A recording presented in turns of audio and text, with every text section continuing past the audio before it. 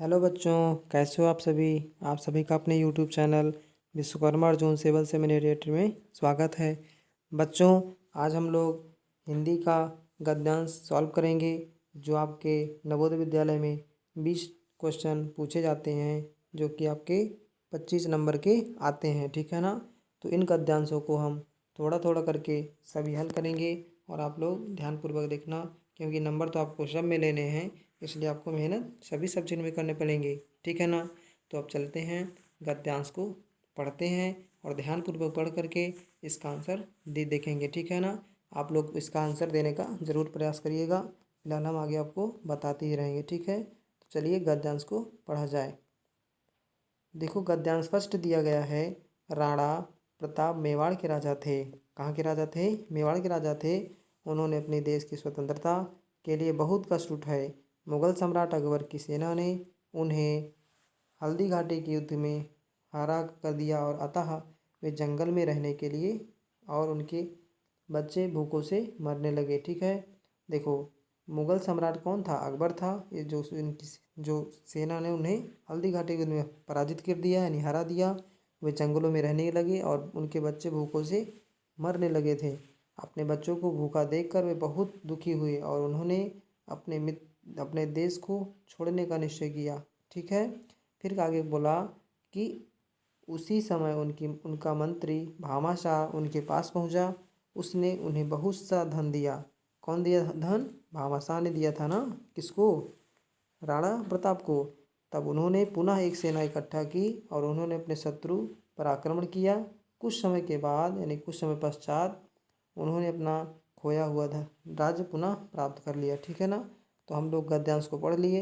अब आते हैं क्वेश्चन को करते हैं। देखिए कैसे क्वेश्चन पूछ रहा है। पहला क्वेश्चन है, राणा प्रताप कहाँ के राजा थे? तो राणा प्रताप कहाँ के राजा थे? हल्दी घाटी पहला ऑप्शन, दूसरा जंगल, तीसरा मेवाड़, चौथा आपका मुगल सम्राट।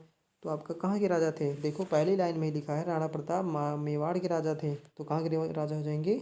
मेवाड़ के राजा हो जाएंगे। यानी ऑप्शन नंबर कौन सा सही हो जाएगा? बी सही हो जाएगा। ठीक है ना। कौन सा सही हो जाएगा? बी। नेक्स्ट क्वेश्चन देखो। नेक्स्ट क्वेश्चन आपसे क्या बोल रहा है? नेक्स्ट क्वेश्चन आपसे बोला, राणा प्रताप ने देश छोड़ने का निश्चय क्यों किया? तो पहला ऑप्शन है अपने बच्चों को भूखा देखकर। ठीक है ना। तो आप अगर पहला ऑप्शन ही देख लें तो देखो, इसमें आपका सीधे सीधे लिखा है। क्या लिखा है? देखो, राणा प्रताप जो है अपने बच्चों को भूखा देख करके बहुत दुखी हो और उन्होंने अपने देश को छोड़ने का निश्चय किया। तो पहला ही ऑप्शन इसका सही हो जाएगा। क्यों? क्योंकि इसमें लिखा है कि राणा प्रताप जो है अपने बच्चों को भूखा देख करके ही बहुत दुखी हुए और उन्होंने अपने देश को छोड़ने का निश्चय किया। ठीक है ना। चलिए अगले क्वेश्चन पर चलते हैं। नेक्स्ट क्वेश्चन है, भामाशाह कौन था? तो भामाशाह कौन था? राजा था? नहीं, राजा तो नहीं था वो।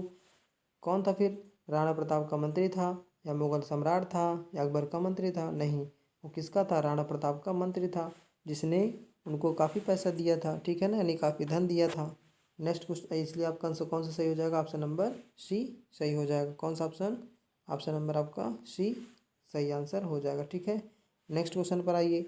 नेक्स्ट क्वेश्चन बोल रहा है, भामाशाह ने राणा प्रताप के लिए क्या सहायता की? तो भामाशाह ने राणा प्रताप के लिए क्या सहायता की? पहला ऑप्शन है आपका बहुत सा धन दिया, दूसरा उनके लिए एक सेना इकट्ठा की, सी आपका अकबर पर आक्रमण किया, या डी आपका खोया हुआ राज्य पुनः दिलवाया।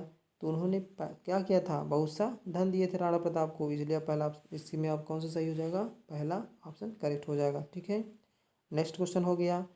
अगला आप देखेंगे क्या कह रहा है। उनके कष्ट उठाने के लिए, यानी उनके कष्ट उठाने का क्या कारण था, यानी क्यों कष्ट उठाए? पहला धन के लिए, नंबर बी अपने देश की स्वतंत्रता के लिए, नंबर सी राज्य प्राप्त करने के लिए, तीसरा आपका चौथा आपका युद्ध जीतने के लिए। तो उन्होंने कैसे अपने क्यों का कष्ट उठाया था? दो अपने देश की स्वतंत्रता के लिए कष्ट उठाए थे कि राज्य प्राप्ति करने के लिए उठाए थे। ठीक है ना। तो आप इसमें आप ध्यान से देखिए और सोच करके बताइए। तो आपका कौन सा आंसर सही हो जाएगा?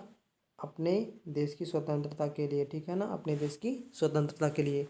चलिए नेक्स्ट आपका गद्यांश पर चला जाए। नेक्स्ट आपका गद्यांश नंबर 2।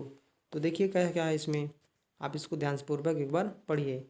हमारा देश 15 अगस्त 1947 को स्वतंत्र हुआ था। कब हुआ था स्वतंत्र? 15 अगस्त 1947 को हुआ था। अतीत में के और भारत आज के भारत में बड़ा अंतर है। अतीत मतलब वो जो पहले भारत था, और आज का मतलब जो वर्तमान में है, इसमें बहुत सारा अंतर है। क्या क्या था? प्राचीन काल, प्राचीन मतलब होता है बहुत समय पहले। क्या चीज़? बहुत समय पहले। प्राचीन काल का मतलब बहुत समय पहले में हम संपन्न थे। देश में धन धान्य की कमी नहीं थी। धन धान्य मतलब सुख संपत्ति से कोई कमी नहीं थी। लोग थोड़ा खाते थे किंतु सुखी रहते थे। आज सुख सुविधाएं अनेक हैं, फिर भी देश में अंधकार ही अंधकार छाया हुआ है। हमारी बढ़ती जनसंख्या और सांप्रदायिक, सांप्रदायिक मतलब होता है कि सभी के समान, सभी के साथ साथ में, ठीक है ना, सभी के साथ साथ यानी सांप्रदायिक यानी सबके सामने यानी साथ साथ। दंगे दो प्रमुख समस्याएं हो गई हैं, हमें इन्हें सुलझाना है। जब तक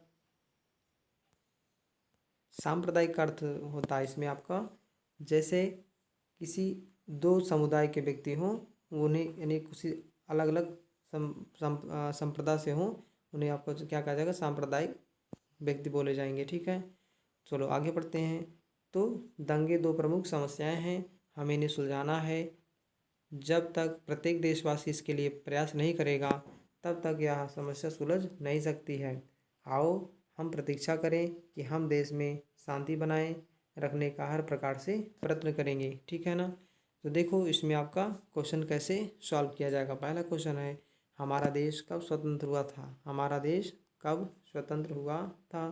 तो देखो हम आप सभी लोग जानते हो हमारे देश को स्वतंत्रता कब प्राप्त हुई थी? 15 अगस्त 1947 को, ठीक है ना, 15 अगस्त 1947 को। और इसी दिन हम क्या मनाते हैं? स्वतंत्रता दिवस भी मनाते हैं, इंडिपेंडेंस डे मनाते हैं, ठीक है। और 26 जनवरी को क्या मनाया जाता है? 26 जनवरी को हम मनाते हैं रिपब्लिक डे, जिसको हम कहते हैं संविधान दिवस। संविधान दिवस भी मनाया जाता है। और उसके अलावा आपका जो है गणतंत्र दिवस भी मनाया जाता है, ठीक है। आगे चलते हैं नेक्स्ट क्वेश्चन पर। तो अगला क्वेश्चन दिया है, हमारे देश में सुख सुविधाएं होते हुए भी समस्याएं क्यों बनी हुई हैं? पहला ऑप्शन बढ़ती जनसंख्या है, दूसरा आपका है सांप्रदायिक दंगे है, तीसरा आपका जो है बढ़ती जनसंख्या और सांप्रदायिक दंगे हैं, या चौथा आपका डी ऑप्शन महंगाई के कारण है। तो आप ध्यान से कर देखें तो बढ़ती जनसंख्या और सांप्रदायिक दंगे हैं, ठीक है ना। तो इसका प्रमुख कारण है आपका सुख सुविधाएं होते हुए भी देश में समस्याएं बनती हैं, ठीक है। नेक्स्ट क्वेश्चन आपका है, इन समस्याओं को सुलझाने के लिए क्या करना चाहिए? पहला है उचित कानूनी व्यवस्था होनी चाहिए, दूसरा आपका महंगाई कम करनी होगी, और उसके बाद अगला ऑप्शन अगर आप बात करें थर्ड सी ऑप्शन है प्रत्येक नागरिक को इसके लिए प्रयास करना होगा, ठीक है ना। क्या करना पड़ेगा? प्रयास करना होगा। अगला आपका दिया है ऑप्शन शिक्षित बनना होगा। तो देखो शिक्षित तो बनना ठीक है, अब इसके अलावा आपका सबसे बेस्ट ऑप्शन है प्रत्येक नागरिक को इसके लिए प्रयास करना होगा। जब तक सभी नागरिक चाहेंगे नहीं तब तक ये सब चीज़ें खत्म नहीं हो पाएंगी। तो प्रत्येक नागरिक को प्रयास करना होगा, ठीक है ना। इसमें आपका कौन सा ऑप्शन सही होगा? ऑप्शन नंबर सी सही हो जाएगा। अगला आपका है देश में शांति बनाए रखने के लिए किसको प्रतिज्ञा करनी होगी? तो कौन प्रतिज्ञा ले? विदेशियों को? नहीं जी, हम शांत में हमारे देश में शांति चाहिए तो विदेशियों को क्यों लेंगे? पुलिस को? पुलिस को भी कोई ज़रूरत नहीं है भी, क्योंकि देश में शांति बनाना है तो जब तक जनता शांत नहीं रहेगी, जब तक देशवासी शांत नहीं रहेंगे, तब तक कोई भी शांत नहीं रह सकता। तो आपका ऑप्शन नंबर कौन सा सही हो जाएगा? आपका ऑप्शन नंबर बी सही हो जाएगा, देशवासियों को, ठीक है। नेक्स्ट आपका क्वेश्चन है, देश में सुख शांति के लिए क्या करना होगा? तो अगर हमको देश में अपने देश में सुख शांति लाना है तो हम क्या करें? पहला ऑप्शन है सांप्रदायिक दंगों को रोकें, तो आपका बी है मशीनों का आविष्कार करें, सी आपका कारखाने खुलवाएं, तो डी आपका है बिजली उत्पादन करें। तो इसमें आपका जो है सांप्रदायिक दंगों को कम कर दीजिए तो सुख शांति हम जो है हमें मिल जाएगा। तो ऑप्शन नंबर कौन सा सही हो जाएगा? ऑप्शन नंबर आपका ए राइट हो जाएगा, ठीक है ना। चलते हैं नेक्स्ट आपका पैराग्राफ पर। नेक्स्ट आपका गद्यांश नंबर 3 क्या लिखा है देखो, पढ़ते हैं ध्यान से। बालकों, तुमने बाल गंगाधर तिलक का नाम अवश्य सुना होगा, अवश्य सुना होगा। बाल गंगाधर तिलक हमारे स्वतंत्रता सेनानी भी थे, ठीक है। तो वे बचपन से ही पढ़ने लिखने में बहुत अधिक तेज थे। जब वे बड़े हुए तो उन्हें अपने देश की दशा देखकर बड़ा दुख हुआ। उस समय भारतवर्ष अंग्रेज़ों की दास्तां में जकड़ा हुआ था, यानी कि भारत जो हमारा था अंग्रेज़ों के गुलाम था। अगला है आगे, उन्होंने दृढ़ प्रतिज्ञा की। दृढ़ मतलब होता है कठोर प्रतिज्ञा करना, यानी कि अपने मन में निश्चित ही वो प्रतिज्ञा ले लेना कि वे और सब प्रकार के व्यक्तियों से बातचीत की। सॉरी अगला आपका है, उन्होंने दृढ़ प्रतिज्ञा की वे देश को स्वतंत्र कराएंगे।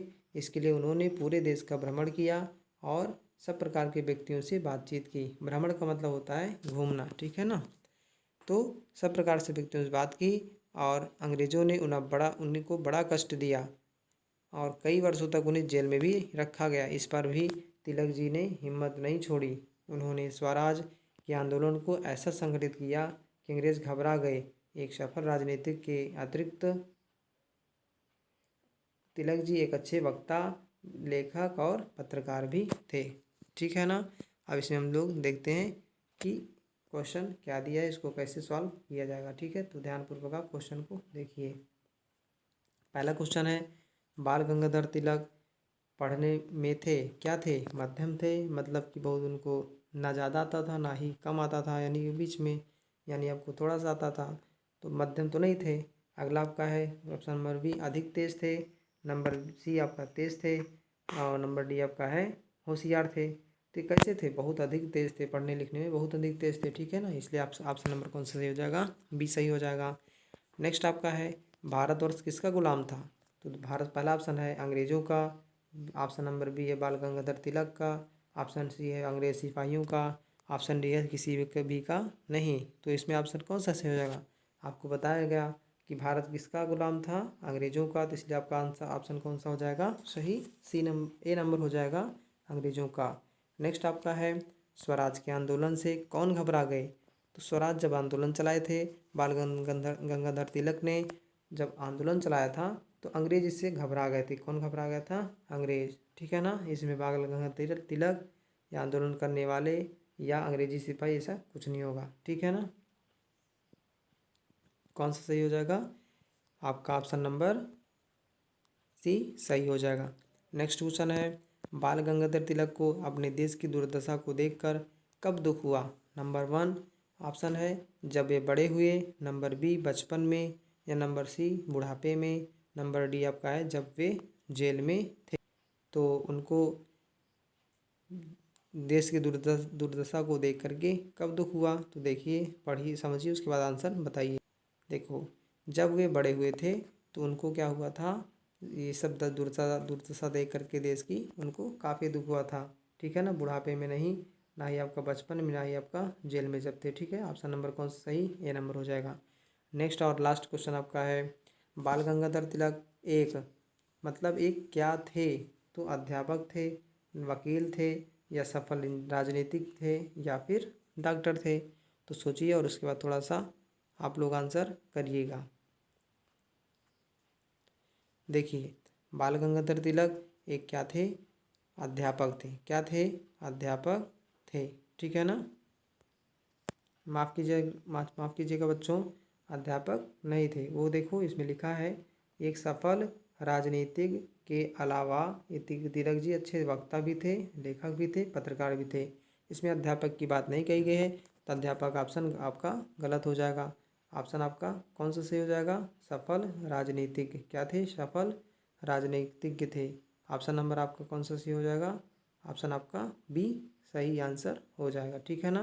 तो चलिए आज के लिए बस इतना ही रखते हैं और आपको बता दें कि इसमें आपको ध्यानपूर्वक पढ़ करके आंसर ही देना है, जल्दबाजी नहीं करनी है। नहीं दिन सभी क्वेश्चन में गलती होने की काफ़ी चांसेस हो जाते हैं। आप लोग इस सभी चीज़ को अच्छे से पढ़िए और ध्यानपूर्वक उसका आंसर दीजिए। एक बार आपको अगर समझ में नहीं आता है ये पैराग्राफ या कोई भी पैराग्राफ, तो उसको आप 2 बार पढ़िए, 3 बार पढ़िए, लेकिन आंसर सही करिए, ठीक है ना। तो चलिए आज के लिए बस इतना ही। तब तक के लिए जय हिंद, जय भारत, धन्यवाद।